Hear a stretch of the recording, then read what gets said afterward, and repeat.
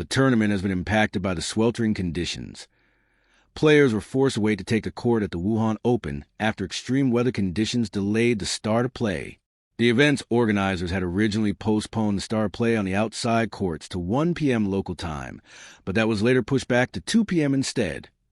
However, it wasn't until closer to 3 p.m. that the players eventually took to court, as temperatures reached around 36 degrees Celsius, with the humidity hovering at close to 60%.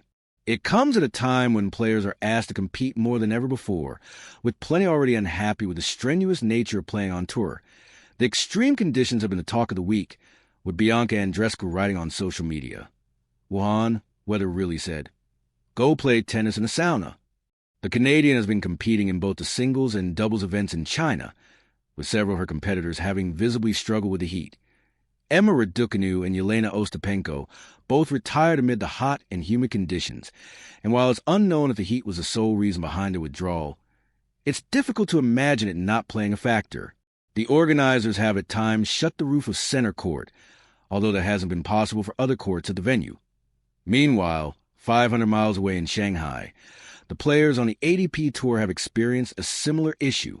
The humidity topped 80% at times, with Jannik Sinner among those who have fallen victim to the oppressive heat, retiring early from his clash with Talon Griekspoor. Even though he somehow found a way to win, Novak Djokovic cut a similar figure during his round of 16 clash earlier in the week.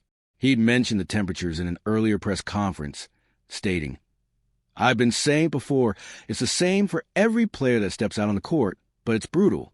It's brutal when you have over 80% humidity day after day for the guys. Particularly when they are playing during the day with heat, with sun, it's even more brutal. It is what it is. You just have to deal with it. For me, biologically a bit more challenging to deal with it." Fellow ATP ace Holger Rune went as far as questioning why the tour doesn't have restrictions on playing in such heat. He asked, "Why doesn't the ATP have a heat rule? You want a player to die on the court." He added, "We can handle a certain amount of heat because we are fit, we're strong, we're mentally strong as well, but there's always a limit.